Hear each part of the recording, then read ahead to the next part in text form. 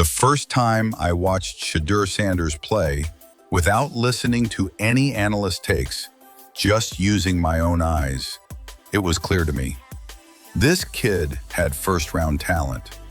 I still don't understand why he slipped so far in the draft. What stood out to me the most was his accuracy and his anticipation. And that's everything for a quarterback. At the NFL level, if you wait until you see a guy open before throwing the ball, you're already too late.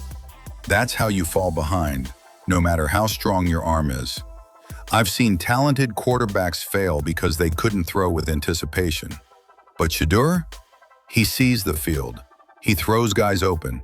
It's like he can see the future out there. And it's not just the mechanics, it's the toughness. He played behind a struggling offensive line in college. He got hit hard and often, but he kept getting up, kept making plays, kept fighting. That's rare. That's something you can't teach. I'm always a little skeptical of quarterbacks who come from powerhouse programs, places like Alabama or Ohio State, where the O-line is dominant, receivers are always wide open, and everything's just easier. Most quarterbacks should look good in those conditions. But when you see a guy under pressure, getting knocked around and still delivering, that's when you know you're looking at something real. Shedeur took hit after hit and kept battling. That resilience, that's what Nobody makes him saw this special. coming. Not Joe Flacco, not Dorian Thompson-Robinson, and definitely not the Browns front office. But from the very first snap of rookie camp, one quarterback stood out. He was turning heads, dropping dimes, and walking like he already owned the huddle. Shedeur Sanders, yes, Deion's son. And word out of Cleveland, the veterans aren't just noticing him, they're getting nervous. Really nervous. If you love unexpected underdog stories like this, hit that subscribe button. We're just getting started. Because Shedeur isn't just learning, he's outperforming the guys who were supposed to be ahead of him. This wasn't about raw talent, it was about how quickly he took control of the room, how the receivers listened when he spoke, how the coaches leaned in when he dropped back.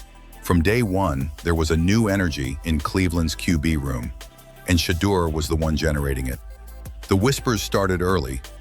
Did you see that throw? Wait, who was that? Shedeur, that's Deion's boy? And just like that, the Browns' backup QB battle became the most talked about storyline of the offseason. Not because anyone expected it, but because Shedeur was making it impossible to ignore. Let's rewind. When Shedeur declared for the NFL draft, skeptics were everywhere. They said he was too flashy, too much of a Coach Prime product, that his stats were padded, that he didn't face real competition.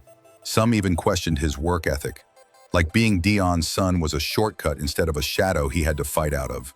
But those doubts, they didn't last long. At rookie minicamp, he showed up early, stayed late, watched film like a vet, asked the right questions, never acted like a star, even though he clearly was one.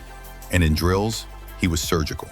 Shedeur wasn't just throwing pretty balls, he was throwing smart ones. Timing routes, on point. Deep shots, placed like laser-guided missiles. Even veteran corners were shaking their heads like, okay, this kid's for real. And here's what caught everyone off guard. The leadership. You can't fake it. You either have that presence or you don't. And Shedeur, he had it. The rookies naturally looked to him. Even some of the vets did too. In the huddle, he didn't shout. He didn't chest beat. He just looked guys in the eye and said, let's go. And they went. Now imagine being Dorian Thompson-Robinson or Jameis Winston, walking into camp thinking the number 2 job was yours to lose and realizing it might already be gone. Let's be clear, no one's saying Shedeur is about to take Deshaun Watson's spot. Not yet. But what he's doing? He's making it hard for the Browns to keep him off the field. He's making coaches think, making reporters whisper, making fans pay attention. Even Joe Flacco, Mr. Cool, Super Bowl MVP, was reportedly impressed.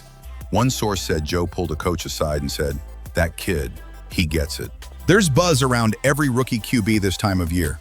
But buzz usually fades when the pads come on. Not with Shedeur. The more intense practice got, the sharper he looked. And that's where it gets scary.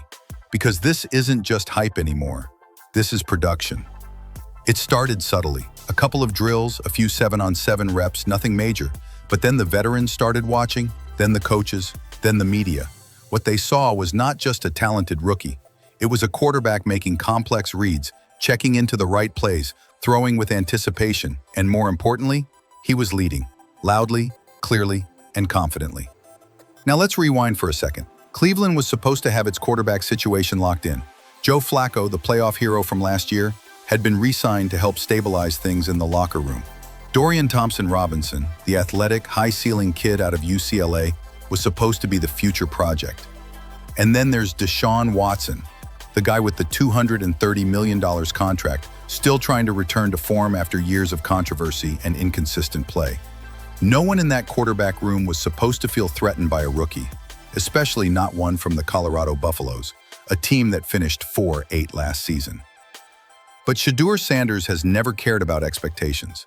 This is the same quarterback who put up 500 yards and 5 touchdowns in his first FBS game against TCU, the same one who broke nearly every Colorado single-season passing record in just 1 year, and the same one who played behind one of the worst offensive lines in Power 5 and still managed to shine.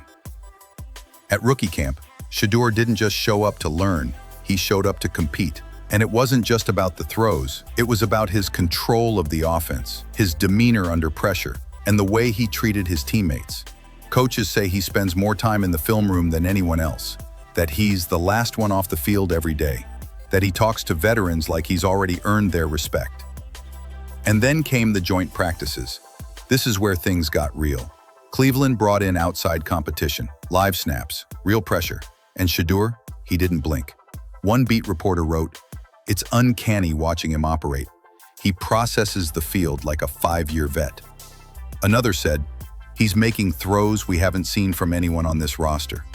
And then came the whispers, quiet at first, but growing louder by the day. Is this kid legit? Could Shedeur actually be the best quarterback on the roster?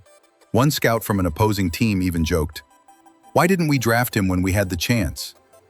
But perhaps the most telling reaction came from Flacco himself. After one practice, cameras caught him walking off the field shaking his head. When asked about it in the locker room, he said, "Yeah, the kid's good, real good." Now remember, Joe Flacco's not just some washed-up veteran clinging to a roster spot. He led the Browns to the playoffs last year. He threw for over 1,600 yards and 13 touchdowns in just 5 games. And he still believes he can start in this league. So when he's impressed, you better believe it means something. But Shedeur isn't satisfied with just impressing. He wants more. He's been staying after practice throwing with the second-string receivers. He's been taking notes during defensive meetings, asking questions about coverage tendencies, and even sitting in on offensive line meetings to better understand protection schemes. Who does that? A rookie trying to be a backup? No, that's someone gunning for the top spot. And don't forget, this isn't just about football, this is personal. Shedeur Sanders has been underestimated his entire career. At Jackson State, they said he was just succeeding because his dad was the coach. In the Pac-12, they said he was too flashy, too small, too unproven. And during the draft process, he dropped all the way to the 4th round because teams didn't think he'd leave Colorado. But he did, and now he's out for revenge. And here's the kicker. He's not doing it with arrogance. He's doing it with patience, work ethic, and focus. Every move he makes feels calculated. Every rep feels intentional. Even Brown's offensive coordinator, Ken Dorsey, said, "The kid's wired different. He asks the right questions. He puts in the work. And the way he's commanding the huddle, it's rare." What we're seeing in Cleveland is the beginning of something special. And maybe something controversial. Because Shedeur isn't just trying to be the future of the franchise. He's making a case to be the present. But here's where it gets wild. This isn't just a story about football anymore. It's about attitude, identity, and something that goes way deeper than stat lines and highlight reels. Because Shedeur isn't just impressing teammates in drills, he's winning over people. The cafeteria staff talk about how he thanks them after every meal. The equipment guys say he's the only rookie who offers to help carry gear off the field.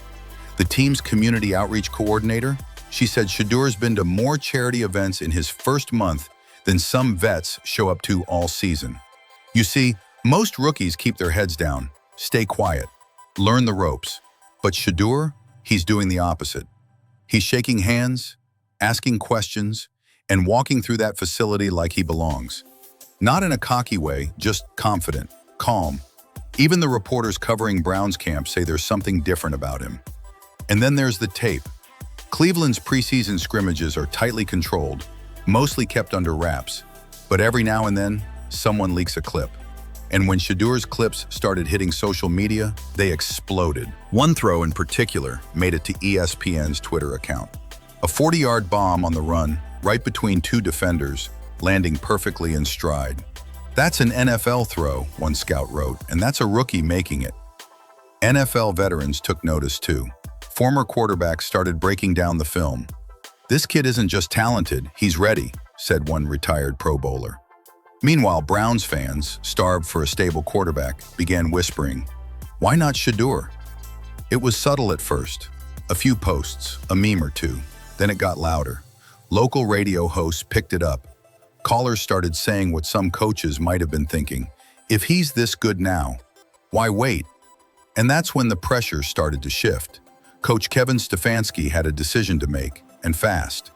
The original plan was clear. Let the veteran quarterback start. Let Shedeur develop. Ease him in. It was safe. It was traditional. It made sense on paper.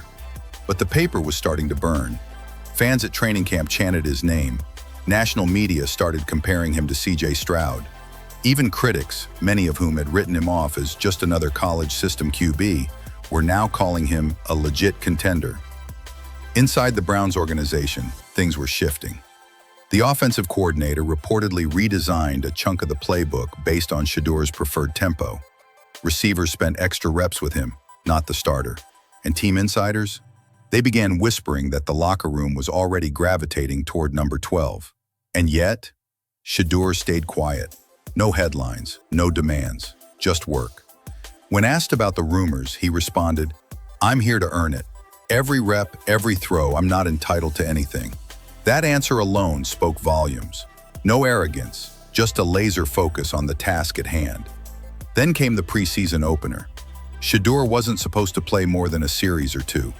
But after a 5-play, 70-yard drive that ended with a back shoulder touchdown to a rookie wideout, Stefanski gave him another, then another. He finished the night with a stat line that didn't just look good, it commanded attention.